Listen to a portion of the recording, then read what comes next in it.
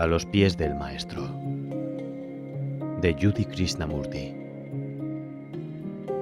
Narrado y producido por Axel Audiolibros. Prefacio. Por ser un hermano de más edad, se me ha concedido el privilegio de escribir algunas palabras como prefacio en este pequeño libro. El primero que ha escrito un hermano, más joven de cuerpo, ciertamente, pero no de alma. Las enseñanzas en él contenidas le fueron dadas por su maestro al prepararlo para la iniciación, y él las ha transcrito de memoria, lenta y laboriosamente, porque el año anterior sabía mucho menos inglés que ahora. La mayor parte de esta obra es una reproducción de las propias palabras del maestro, y lo que no sea reproducción verbal es el pensamiento del maestro revestido de las palabras de su discípulo. El maestro suplió 2 frases omitidas. En otros 2 casos, fue agregada una palabra que faltaba. Aparte de eso, la obra es enteramente de Alcione, su primera dávida al mundo. Que este libro pueda ayudar a otros, así como la enseñanza oral le ayudó a él. Con tal esperanza nos lo da. Pero las enseñanzas tan solo pueden ser fructíferas si las vivimos, como él las ha vivido, desde que brotaron de los labios de su maestro. Si el ejemplo es seguido a la par que el precepto, entonces la gran puerta que se abrió al escritor se abrirá para el oyente, y sus pies hollarán el sendero. Annie Besant, diciembre de 1910.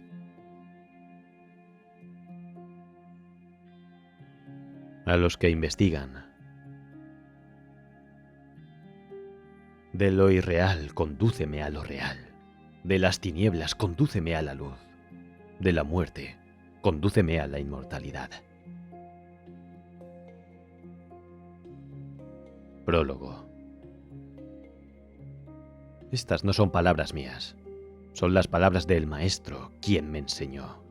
Sin él, nada hubiera yo podido hacer. Mas con su ayuda he puesto mis pies en el sendero. Tú también deseas hollar el mismo sendero, y así, las palabras que él pronunció para mí te servirán para lograrlo si las obedeces. No basta con decir que son bellas y verdaderas. Aquel que quiera triunfar deberá hacer exactamente cuanto ellas prescriben. Un hambriento no se satisface mirando la comida y diciendo que está buena. Preciso es que extienda la mano y coma. De igual modo, no basta con que tú escuches la palabra del maestro. Debes poner en práctica cuanto él dice, atento a cada palabra, cumpliendo cada indicación. Si alguna indicación no fuere seguida, si pasase inadvertida una palabra, estarán perdidas para siempre, porque él no las repite. 4 son los requisitos para este sendero: discernimiento, ausencia de deseo, recta conducta, amor.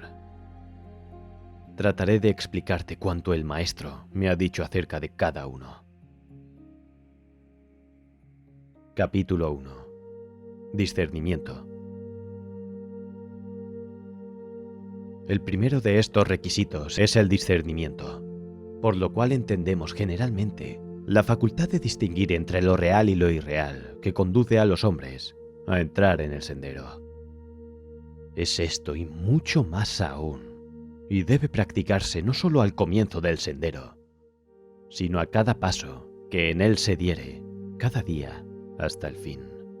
Entras tú al sendero porque has aprendido que solamente en él pueden encontrarse aquellas cosas que merecen ser alcanzadas. Los hombres que no saben trabajan por conquistar riquezas y poder, pero estos duran a lo sumo una sola vida y por tanto son irreales. Hay cosas más grandes que esas, cosas que son reales y perdurables, y una vez descubiertas, se extingue el deseo por las otras. Solamente 2 clases de seres existen en todo el mundo: los que conocen y los que no conocen. Y este conocimiento es lo que importa. La religión que un hombre profesa, la raza a la que pertenezca, no son cosas importantes. Lo único que realmente importa es este conocimiento, el conocimiento del plan de Dios para los hombres. Porque Dios tiene un plan, y ese plan es la evolución. En cuanto al hombre que ha comprendido este plan y lo conoce realmente, no puede menos que colaborar en él e identificarse con sus designios. Tan gloriosos son como bellos. Así pues, en virtud de este conocimiento, se hallará de parte de Dios, erigiéndose en sustentador del bien y opositor del mal, trabajando por la evolución y no por el interés propio. Si estás de parte de Dios, eres uno de los nuestros, y nada importa que te llame hinduista, budista, cristiano o maometano, que seas indio o inglés, ruso o chino. Quienes están de su parte saben por qué están allí y qué deberían hacer, y están tratando de hacerlo. Todos los demás ignoran aún lo que deben hacer, y por consiguiente, a menudo actúan neciamente y tratan de inventar procedimientos que creen que puedan serles agradables, sin darse cuenta de que todos somos uno y de que por tanto, solo aquello que el uno quiere puede siempre ser placentero para cualquiera. Van ellos en pos de lo irreal y no de lo real. Hasta que hayan aprendido a distinguir entre los dos, no podrán inclinarse hacia la parte de Dios. Por tanto, este discernimiento es el primer paso. Más aún, después de hecha esta elección, debes recordar todavía que entre lo real y lo ilusorio hay muchas variedades, y que se debe discernir todavía entre lo recto y lo erróneo, entre lo que tiene importancia y lo que no la tiene, entre lo útil y lo inútil, entre lo verdadero y lo falso y lo desinteresado. No debería ser difícil la elección entre lo recto y lo erróneo, puesto que aquellos que quieren seguir al Maestro han decidido practicar el bien a toda costa. Pero el cuerpo y el hombre son dos cosas diferentes, y lo que el hombre quiere no es siempre lo que el cuerpo desea. Cuando tu cuerpo deseara algo, detente y reflexiona si tú realmente lo deseas, porque tú eres Dios y querrás solamente aquello que Dios quiere. Pero es preciso que tú busques en la profundidad de tu ser hasta encontrar al Dios en tu interior y escuchar su voz, que es tu voz. No confundas tus cuerpos, ni el físico, ni el astral, ni el mental, con tu yo. Cada uno de ellos pretende ser el yo, a fin de lograr lo que desea, pero tú debes conocerlos a todos ellos y reconocerte a ti mismo como su dueño. Cuando hay trabajo que debe ser hecho, el cuerpo físico pide reposo, salir de paseo, alimento o bebida, y el hombre que no tiene el conocimiento se dirá: yo quiero hacer estas cosas y debo hacerlas. Pero el que sabe dice: este que desea no soy yo, y es preciso que espere. A menudo, cuando se presenta una oportunidad de ayudar a alguien, el cuerpo físico dice: ¿cuánta molestia será para mí? Mejor que lo haga otro. Pero el hombre replica a su cuerpo: tú no me impedirás ejecutar una buena obra. El cuerpo es un animal a tu servicio, el corcel sobre el cual cabalgas. Por consiguiente, debes tratarlo bien y cuidarlo. No debes fatigarlo demasiado. Hay que nutrirlo convenientemente, tan solo con alimentos y bebidas puras, manteniéndolo siempre escrupulosamente limpio, libre de la menor mancha de suciedad. Porque sin un cuerpo perfectamente limpio y sano, no podrás llevar a cabo el arduo trabajo de preparación, ni podrás soportar el esfuerzo incesante que ello requiere. Pero tú debes ser siempre quien domine a tu cuerpo, y no el cuerpo quien te domine. El cuerpo astral tiene sus deseos por docenas. Querrá que tú montes en cólera, que digas palabras ásperas, que sientas celos, que codicies el dinero, que envidies las ajenas posesiones, que te dejes abatir por el desaliento. Deseará todas esas cosas y muchas más, no porque desee hacerte daño, sino porque gusta de las vibraciones violentas y le place cambiarlas continuamente. Pero tú no necesitas ninguna de esas cosas, y por tanto, debes discernir entre tus necesidades y las de tu cuerpo astral. Tu cuerpo mental deseará considerarse orgullosamente separado de otros, pensar mucho en sí y poco en el prójimo, aun cuando lo hayas desligado de los intereses mundanos. Todavía tratará de ser egoístamente calculador y de hacerte pensar en tu propio progreso en vez de pensar en la labor del maestro y en ayudar a los demás.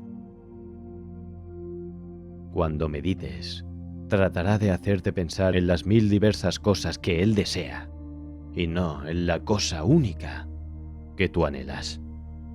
No eres tú esa mente, sino que ella está a tu servicio y por lo mismo, también en esto necesitas el discernimiento. Vigila pues incesantemente, pues de otro modo fracasarás. El ocultismo no admite componentes entre lo bueno y lo malo. A cualquier costa deberás hacer aquello que sea correcto y abstenerte de lo indebido, sin reparar en lo que piense o diga el ignorante. Estudia profundamente las leyes ocultas de la naturaleza y cuando las hayas conocido, adapta tu vida a ellas, empleando siempre la razón y el sentido común. Debes distinguir entre lo importante y lo no importante. Firme como una roca. Cuando se trate de la rectitud o de la maldad, cede siempre en las cosas que no tengan importancia, porque habrás de ser siempre afable y bondadoso, razonable y condescendiente, dejando a otros la misma plena libertad que a ti te es necesaria. Procura seleccionar aquello que merece hacerse y recuerda que no debes juzgar por la magnitud de las cosas. Una minucia que sea directamente útil para la labor del maestro es mucho más digna de hacerse que una cosa notoria que el mundo juzgaría buena y grande. Debes distinguir no solo lo útil de lo inútil, sino también lo más útil de aquello que sea menos útil. Alimentar a los pobres es una obra buena, noble y útil, pero alimentar las almas es más noble y más útil que nutrir los cuerpos. Cualquier rico puede alimentar los cuerpos, pero solo quienes poseen el conocimiento pueden alimentar las almas. Si posees el conocimiento, tu deber es ayudar a otros a obtenerlo. Por muy sabio que ya seas, te falta mucho por aprender en este sendero. A tal grado que aquí también necesitas el discernimiento para elegir cuidadosamente lo que valga la pena aprender. Todo conocimiento es útil y algún día alcanzarás todo el saber. Pero mientras poseas solo una parte, procura que esta parte sea la más útil. Dios es sabiduría a la par que amor, y cuanto mayor sea tu sabiduría, tanta mayor parte de él podrás manifestar. Estudia pues, pero ante todo, estudia aquello que más te capacite para ayudar a otros. Persevera pacientemente en tus estudios, no con el fin de que los hombres te consideren un sabio, y ni aun por la felicidad de ser sabio, sino porque tan solo el hombre que sabe puede ayudar sabiamente. Por grande que sea tu anhelo de prestar ayuda, si eres ignorante, podrías hacer más mal que bien. Debes distinguir entre la verdad y la falsedad. Deberás aprender a ser veraz en todo, en el pensamiento, en la palabra y en la acción. Primeramente en el pensamiento, y esto no es fácil, porque en el mundo hay muchos pensamientos falsos, muchas necias supersticiones, y quien se hallare esclavizado por ellas no podrá progresar. Por consiguiente, no debes abrigar una creencia simplemente porque mucha gente piense así, ni porque haya existido por siglos, ni porque esté escrita en cualquier libro que los hombres tengan por sagrado. Deberás pensar por ti mismo y juzgar por ti mismo si la creencia es razonable. Recuerda que aunque 1000 personas estén de acuerdo sobre un asunto, si nada saben acerca de tal asunto, su opinión carece de valor. Quien deseare hollar el sendero, deberá aprender a pensar por sí mismo. Pues la superstición es uno de los mayores males del mundo. Uno de los grilletes de los cuales deberás liberarte por completo. Debe ser tu verdadero pensamiento respecto a los demás. No pienses de ellos lo que te conste, ni supongas que ellos te tienen continuamente en su mente. Si una persona hiciera alguna cosa que tú creas que puede causarte daño, o dijere algo que creas que se refiere a ti, no pienses enseguida, «Este quiere ofenderme». Muy probablemente es que ni siquiera haya pensado en ti, porque cada alma tiene sus propias dificultades y sus pensamientos giran principalmente en torno a sí misma. Si alguna persona te hablara coléricamente, no pienses, «Me odia, trata de perjudicarme». Probablemente es que cualquier otra persona o cosa le haya puesto iracundo por haberte encontrado descargue sobre ti su cólera. Él está actuando estultamente porque la ira es tontería, mas por eso te es lícito pensar erróneamente de él. Cuando llegues a ser discípulo del Maestro, podrás siempre verificar la exactitud de tu pensamiento comparándolo con el suyo, porque el discípulo es uno con su Maestro y basta con que eleve su pensamiento hasta el pensamiento del Maestro, para percibir así inmediatamente si concuerda con él. Si no está de acuerdo, su pensamiento no es correcto, y lo cambiará instantáneamente, porque el pensamiento del Maestro es perfecto, pues él lo sabe todo. Aquellos quienes todavía no han sido aceptados por él no pueden hacerlo así por completo, pero muchos podrán ayudarse deteniéndose a menudo y proponiéndose la pregunta: acerca de esto, ¿qué pensará el Maestro? En esta circunstancia, ¿qué haría o qué diría el Maestro? Porque jamás deben hacer o decir o pensar aquello que no puedas imaginar que el Maestro haga, diga o piense. Debes igualmente ser verídico en la conversación, preciso y sin exageración. Nunca atribuyas motivos a otro. Solo su Maestro conoce sus pensamientos, y podría suceder que aquel actúe por razones que jamás hayan pasado por tu mente. Si oyeres palabras de descrédito para alguien, no las repitas. Podrían no ser ciertas, y aunque lo fuesen, es más caritativo callar. Reflexiona bien antes de hablar, para que no digas inexactitudes. Sé sincero en la acción, nunca pretendas parecer diferente de cómo realmente eres, porque toda simulación es un obstáculo para la luz pura de la verdad, que debería resplandecer a través de ti como la luz sola refulge a través de un limpio cristal. Aprende a distinguir lo egoísta y lo desinteresado, porque el egoísmo tiene muchas formas, y cuando tú crees haberlo destruido, por fin en una de ellas surge otra, tan fuerte como siempre. Pero gradualmente estarás tan lleno del pensamiento de ayudar a los demás, por lo que no tendrás ya lugar ni tiempo para pensar en ti mismo. Tienes aún que usar el discernimiento en otra forma. Aprende a descubrir a Dios en cada uno y en todas las cosas, por malos o malas que puedan parecer superficialmente. Puedes ayudar a tu hermano mediante aquello que tienes de común con él, que es la vida divina. Aprende el modo de despertar aquella vida en él. Aprende a hacer un llamamiento a esa vida en él, y de esta suerte salvarás a tu hermano del mal. Capítulo 2. Ausencia de deseo. Hay muchas personas para quienes la carencia de deseos es una cualidad difícil de adquirir, porque sienten que sus deseos son su ser mismo, que si los deseos que les son peculiares, si sus agrados y desagrados fuesen eliminados, nada de sí quedaría. Pero estos son solamente los que no ha visto el Maestro. La luz de su sacra presencia todo deseo extingue, excepto el de ser como él. Sin embargo, antes de tener la alegría de encontrarlo frente a frente, podrás conseguir la ausencia de deseo, si así lo quieres. te ha mostrado ya el discernimiento, que las cosas codiciadas por la mayoría de los hombres, tales como las riquezas y el poder, no valen la pena de poseerlas. Cuando esto se siente de verdad y no es un simple decir, cesa todo deseo de ellas. Hasta aquí todo es sencillo y solo se requiere que tú comprendas. Pero hay algunos que abandonan los objetivos terrenales solo con el fin de conseguir el cielo o de obtener la liberación personal del renacimiento. Tú no debes caer en ese error.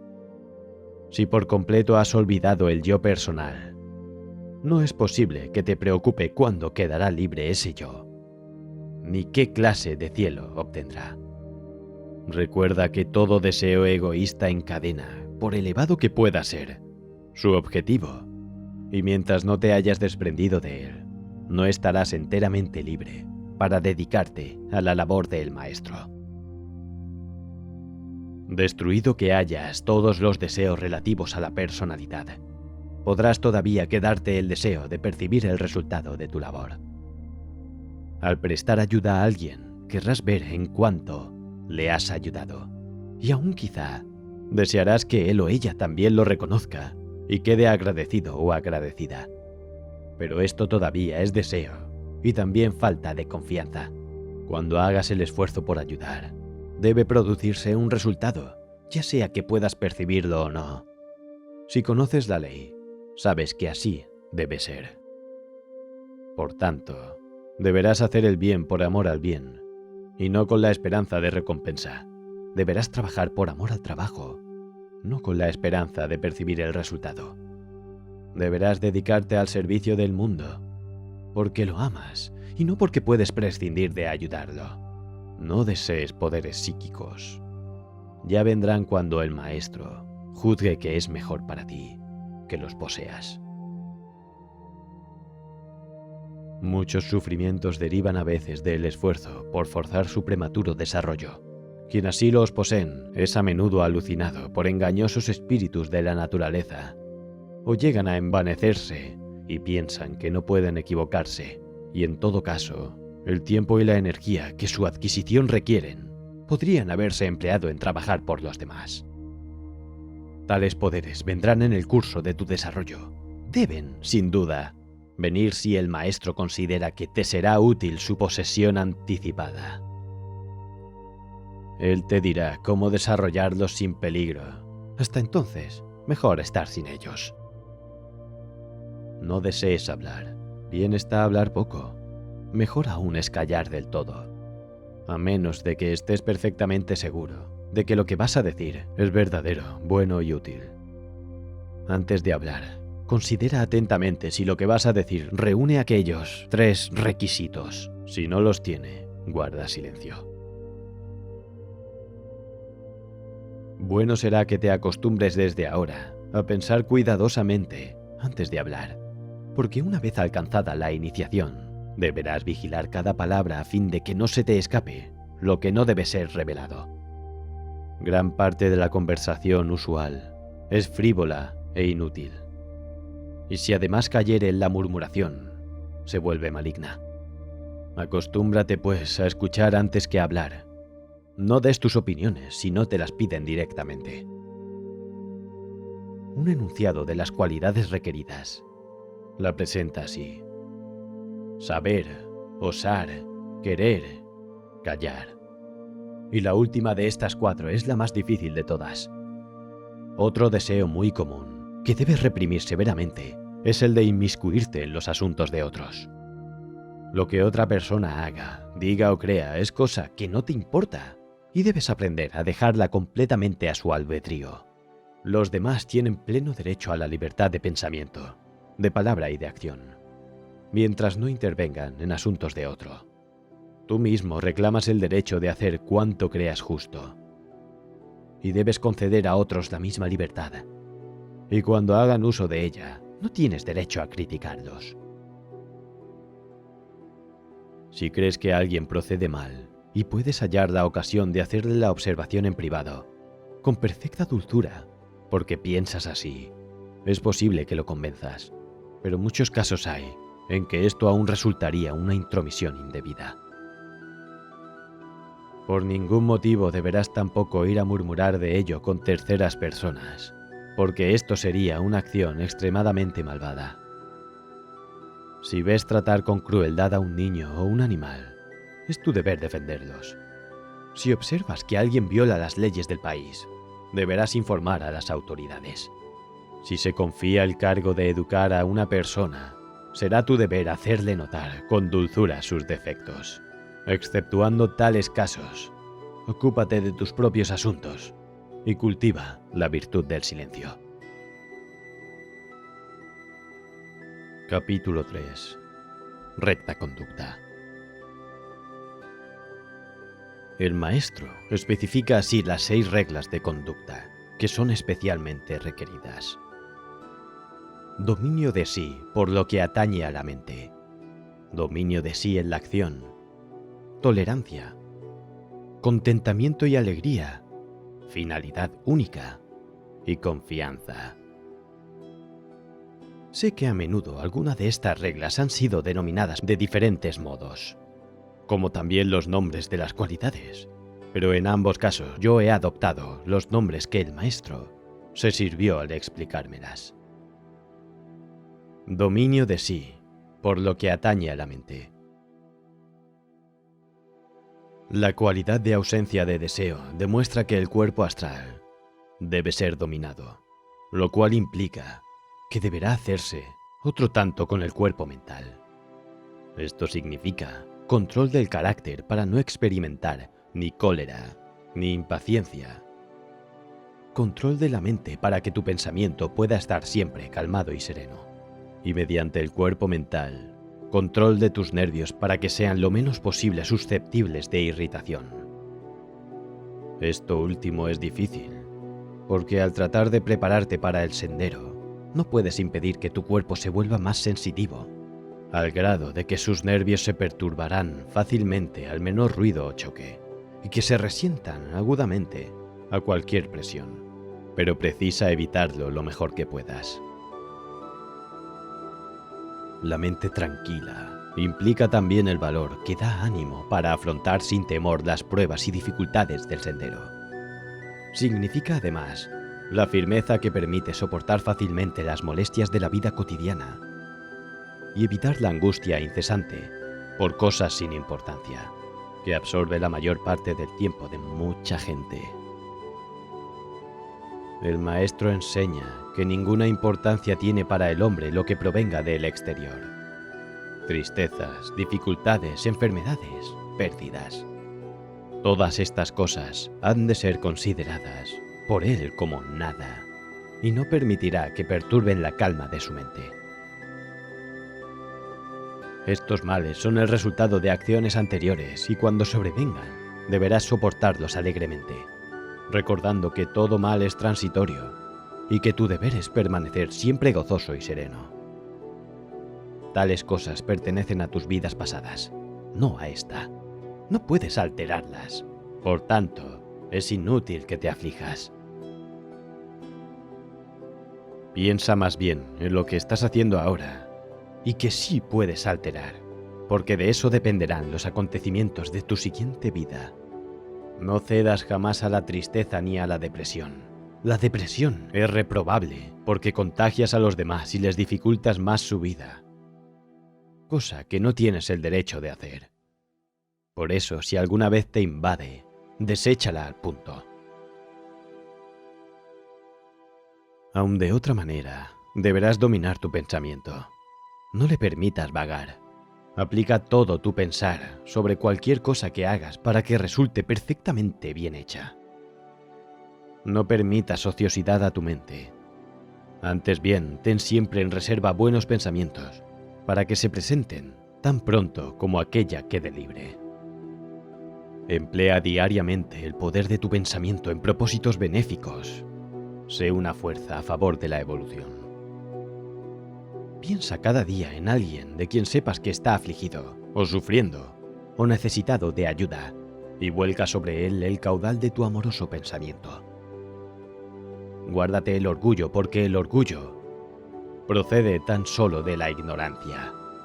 El hombre carente del conocimiento se imagina que es grande, que ha llevado a cabo estas o aquellas grandes acciones. El hombre sabio conoce que solo Dios es grande y que toda buena obra es hecha tan solo por Dios. Dominio de sí en la acción. Si es tu pensamiento cual debería ser, pocas dificultades tendrás al actuar. Mas no olvides que para ser útil a la humanidad, debe el pensamiento traducirse en obras. Que no haya pereza, sino actividad constante en buenas labores. Pero debes hacer tu propio deber, y no el de otro. A menos que lo hagas con su permiso y con la mira de ayudarlo. Deja que cada cual haga su propio trabajo, a su propio modo. Estate siempre dispuesto a ofrecer ayuda cuando se necesite, pero nunca te entrometas. Para muchas personas, la cosa más difícil del mundo es aprender a ocuparse de sus propios asuntos. Pero es esto precisamente lo que debes hacer.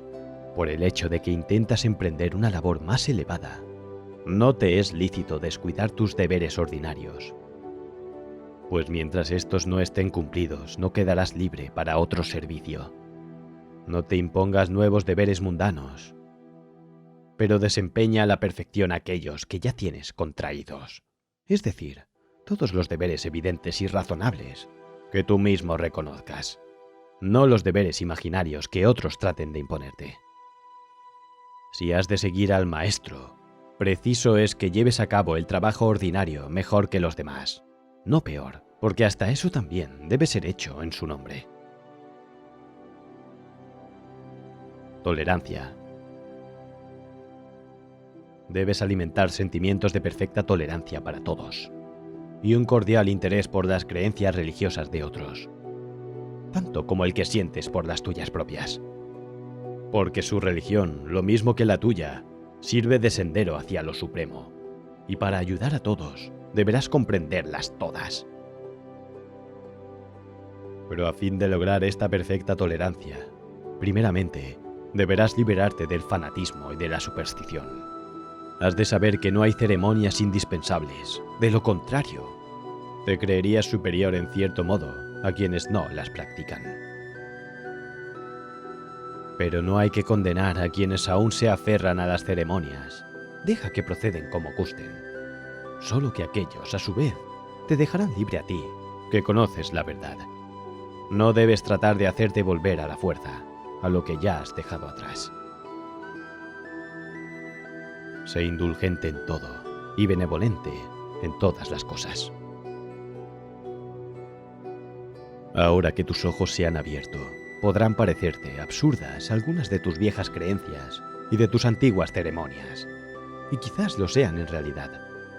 No obstante, si bien tú ya no puedes participar en ellas, respétalas, en obsequio de aquellas buenas almas por las cuales son todavía importantes. Ocupan su puesto, tienen su utilidad, son como aquellas dos líneas que de niño te servían para escribir recta y uniformemente, hasta que tu mano aprendiera a hacerlo mucho mejor y más libremente sin ellas. Por un tiempo te fueron necesarias, mas aquel tiempo pasó. Un gran instructor escribió una vez: cuando yo era niño, hablaba como un niño, comprendía como un niño y pensaba como un niño. Pero al llegar a hombre, he desechado las cosas infantiles. Ahora bien, aquel que haya olvidado su niñez y haya perdido toda simpatía hacia los niños, no es el hombre apto para instruirlos o ayudarlos. Por tanto, considera a todos los seres con bondad, con dulzura y tolerancia, pero a todos igualmente, sean budistas o hinduistas, jainos o judíos, cristianos o mahometanos. Contentamiento y alegría. Soporta tu karma, cualquiera que sea, con ánimo alegre, considerando como un honor el sufrimiento que te sobrevenga, porque ello demostrará que los regentes del karma te juzgan digno de ayuda. Por duro que sea, agradece que no haya sido peor. Recuerda que eres de poca utilidad al maestro, mientras tu mal karma no se haya agotado y quedes libre. Al ofrecerte a él, pediste que tu karma se acelerase de modo que ahora, en 1 o 2 vidas, agotarás resultados que de lo contrario pudieran haber sido repartidos en un centenar de encarnaciones. Mas para obtener mayor provecho debes soportarlo con alegría y contentamiento. Otro punto más. Debes renunciar a todo sentimiento de posesión. El karma podría separarte de las cosas que más estimas, aún de las personas a quien más quieras. También, en este caso, deberás estar contento y pronto y dispuesto a desprenderte de cualquier cosa y de todo. A menudo necesitas que el maestro transmita su fuerza a otros por mediación de su servidor, y no podrá hacerlo si su siervo se deja abatir por la depresión. Por tanto, sea el contentamiento una regla de tu vida. Finalidad única. El único objetivo que deberás poner ante ti será el de hacer la obra del maestro. Nunca debes olvidarlo, sea cual fuere otra labor que pudiera presentarse. De hecho, nada más podrá presentarse, pues todo trabajo útil y desinteresado es la labor del maestro, y por él debes hacerlo. Y deberás poner toda tu atención en cada parte a medida que lo hagas, para que el resultado sea lo mejor posible. Aquel mismo instructor escribió también: cualquier cosa que hiciereis, hacedla de todo corazón, como para el Señor y no para los hombres. Piensa en cómo harías una tarea si supieras que el maestro habría de venir a pronto a examinarla. Justamente así debes hacer todo tu trabajo. Quienes más conocen sabrán mejor todo lo que aquel versículo significa. Y aún hay otro semejante y mucho más antiguo. Cualquier labor que cayere en tus manos, hazla con toda tu alma. La finalidad única significa también que nada deberá apartarte ni por un momento del sendero en el cual has entrado. Ni las tentaciones ni los placeres del mundo, ni aun a efecto terrestre alguno deberán jamás desviarte, porque tú mismo has de llegar a unificarte con el sendero, a tal punto que éste debe ser parte de tu naturaleza, que lo sigas sin necesidad de pensarlo y sin que te sea posible apartarte de él. Tú, la monada, lo has decidido así. Separarte del sendero equivaldría a separarte de ti mismo. Confianza. Es preciso que tengas confianza en tu maestro. Debes confiar en ti mismo. Si has visto al maestro, tendrás la más completa confianza en él a través de muchas vidas y muchas muertes. Si no lo has visto aún, trata sin embargo de forjarte una idea de él y de tener fe en él, pues si no, ni aun él mismo podría ayudarte. Si no hay perfecta confianza, no puede producirse el perfecto influjo de amor y de fuerza. Debes de tener confianza en ti mismo. ¿Dices que te conoces demasiado bien? Si así lo sientes, de hecho no te conoces. Te es conocida solamente la débil cáscara externa, que con frecuencia ha caído en el fango. Pero tú, el verdadero tú, eres una chispa de la propia divina flama, y Dios, que es omnipotente, mora en ti. Y por esta razón, nada existe que tú no puedas hacer si quieres lograrlo. Di a ti mismo: lo que el hombre ha hecho, el hombre puede hacer. Yo soy un hombre, y a la vez, Dios en el hombre. Puedo hacer tal cosa, y resuelvo hacerla, porque tu voluntad deberá ser cual templado acero, si hubieres de hollar el sendero. Capítulo 4. Amor. De todas las cualidades requeridas, la más importante es el amor, porque si el amor está suficientemente desarrollado en un ser, le obliga a adquirir todas las demás, y todas ellas, sin amor, jamás serían suficientes. Con frecuencia se le interpreta como un intenso deseo por la liberación de la rueda de nacimientos y muertes, y por la unión con Dios. Pero tal interpretación da cabida al egoísmo y solo expresa parte de su significado. No es tanto deseo como voluntad, resolución, determinación. Para que produzca su resultado, esta resolución deberá compenetrar tu naturaleza entera, de suerte que no quede lugar para cualquier otro sentimiento. Efectivamente, es la voluntad de ser uno con Dios, no para escapar del cansancio y sufrimiento, sino a fin de poder actuar con Él, y como Él a causa a tu profundo amor por Él. Puesto que Dios es amor, tú que anhelas llegar a ser uno con Él, debes estar lleno de perfecto desinterés y también de amor. En la vida cotidiana, esto implica dos cosas. Primero, que cuides de no dañar a ningún ser viviente. Segundo, que siempre estés pendiente de cualquier oportunidad de prestar ayuda. Primeramente, no dañar en modo alguno. 3 son los pecados que en el mundo producen más daño que todos los demás: la maledicencia, la crueldad y la superstición, porque son pecados contra el amor. El hombre que desea llenar su corazón con el amor de Dios deberá estar continuamente en guardia contra esos 3. Observa lo que hace la murmuración. Comienza con un mal pensamiento, lo que es ya de por sí un crimen. Porque cada uno y en todas las cosas hay algo bueno. En cada uno y en todas las cosas hay algo malo.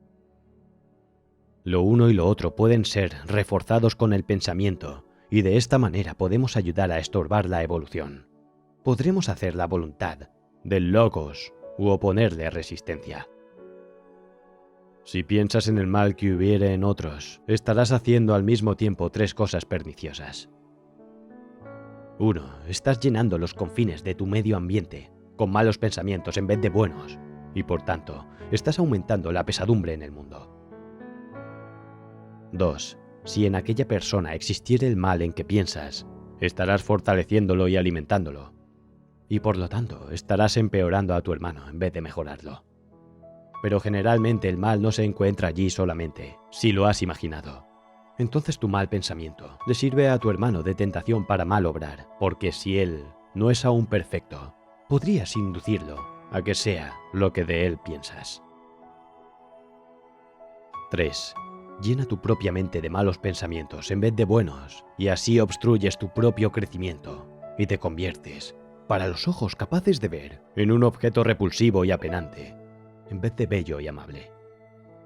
No contento con haber causado todo este mal a sí mismo y a su víctima, el murmurador hace cuanto puede por asociar a otros a su delito.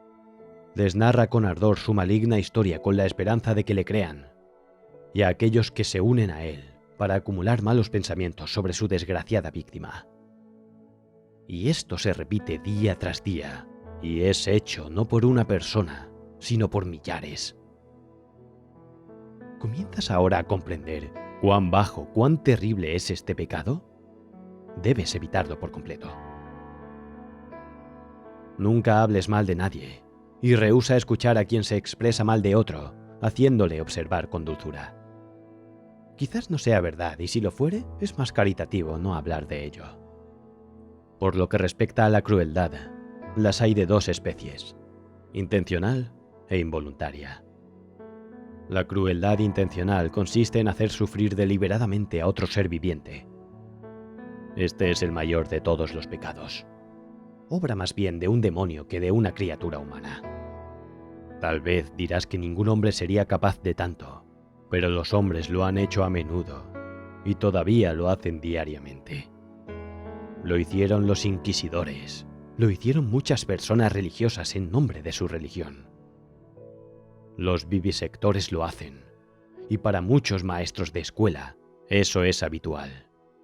Todas esas personas tratan de excusar su brutalidad diciendo que tal es la costumbre, pero un crimen no deja de ser crimen porque muchos lo cometan. Karma no toma consideración la costumbre, y el karma de la crueldad es el más terrible de todos.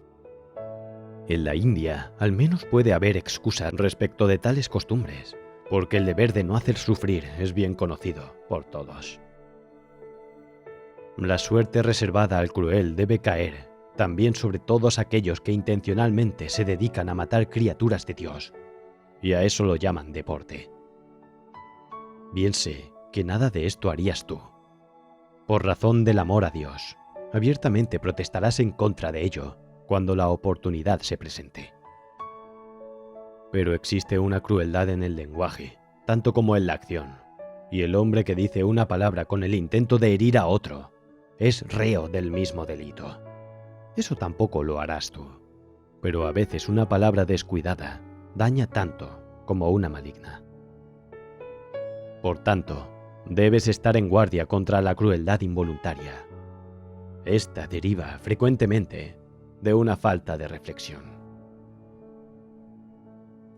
¿Podría un hombre estar tan lleno de codicia y de avaricia que ni se le ocurra pensar en los sufrimientos que ocasiona a los demás, pagándoles demasiado poco o dejando que pasen hambre su mujer y sus hijos? Otro pensará solamente en su propia lujuria, sin importar el número de almas y cuerpos que arruina al satisfacerla. Por evitarse algunos minutos de molestia, otro hombre descuida el pago oportuno a sus operarios, sin pensar en las dificultades que eso les acarrea.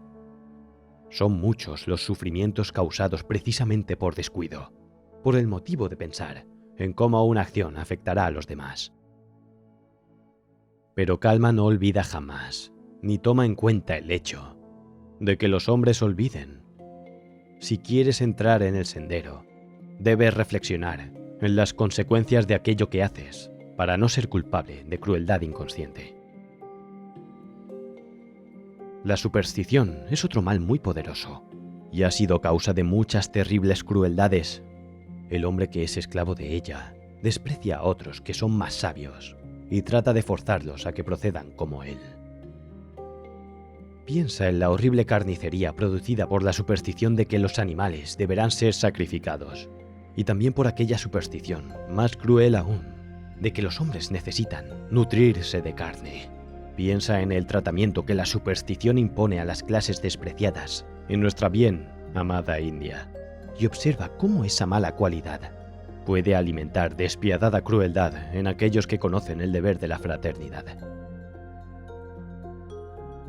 Muchos crímenes han cometido los hombres en nombre del Dios del amor, movidos por esta pesadilla de superstición.